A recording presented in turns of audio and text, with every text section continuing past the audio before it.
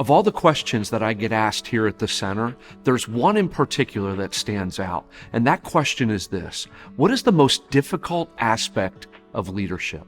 I'm sure there's a lot of answers, and some would make sense, right? Burnout, technology, hybrid work environments, budget constraints, managing people and HR. Those are all incredibly difficult leadership challenges. But there's one in particular that I think savvy leaders really understand and actually navigate each day, and that's called directional leadership.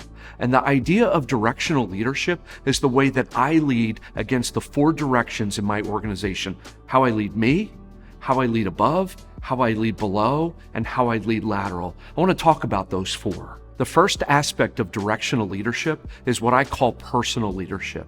It's the ability to lead you. And here's a little secret, and it's true for me.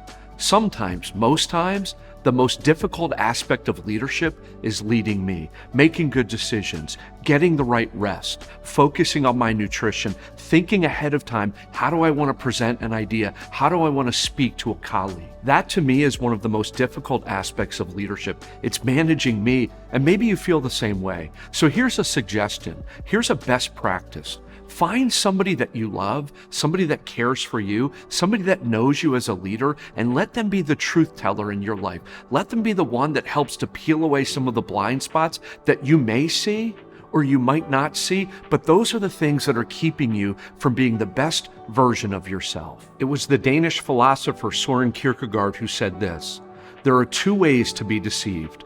One consists in believing in what is not true, and the other in refusing to believe what is true. The second aspect of directional leadership is what I call lateral leadership. And that's the ability to lead well with people who are equal to you, people who are vying for the same budget money, people who are influential in the strategic plan just like you. Maybe there's 1 spot for a promotion and there's 3 of you going for it. How do you lead well when it's lateral leadership? Here's a great suggestion and a best practice. Practice servant leadership.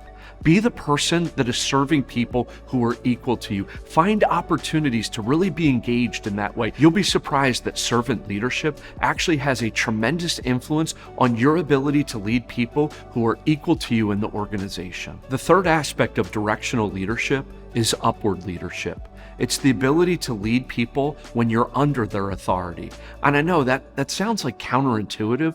How do I lead somebody when I'm in a position and they're the one in authority? Well, I think there's a lot of ways that you can do that. One of the best practices that we've found is to practice the no surprise rule. And basically that's this: the person you report to should never be surprised about the time you take off, the work that you're doing, the project you're on, and the deliverables that you're involved in. Now, you can't annoy them, you can't pester them every day, but they should have an idea and a concept of the direction that you and your team are working towards. The second aspect of that is influencing the person that is above you actually grows your influence. As that person begins to see the work that you're doing, the influence that you're having, they're going to trust you and come back to you with ideas and concepts about how to grow your leadership within that context. And the fourth character trait of directional leadership is what I call downward leadership. And I actually think this is the one that really sets you apart as a leader, because the best practice for downward leadership is actually making an investment in the people who report to you, taking the initiative to make their career and their progress and their future a priority in what you do. Many of us are familiar with performance reviews, right? Your boss comes in and they want to sit down with you once a year, maybe twice a year, and actually review the work that you're doing. One of the things that I've found that's incredibly valuable as a leader is to actually go to a few people who report to you. Make sure that they understand that you really want their feedback, and have a set of questions that you ask them that they can really speak to you about when it comes to the way in which you're leading them. It's kind of the way in which people experience you and feel you. You might not get that with people who are equal to you. You may not get that with people above you, but you will get that with people who report to you. And so to me, one of the greatest gifts is to be able to go to those groups of people, to those individuals, and say, listen, I know you report to me. I know that we work on projects together. Help me understand the way that I'm influencing you. Help me understand my leadership when it comes to people that report to me.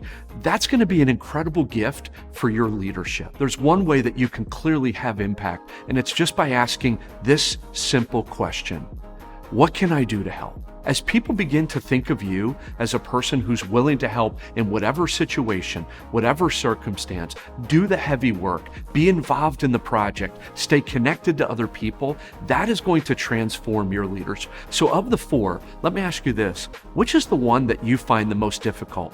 Is it personal leadership, leading you? Is it lateral leadership, the ability to lead people when they're on the same plane? Is it upward leadership, the ability to lead somebody who is actually an authority over you? Or is it downward leadership, to really go to where the people are and ask them, how am I leading? Am I doing it well? What advice would you have for me?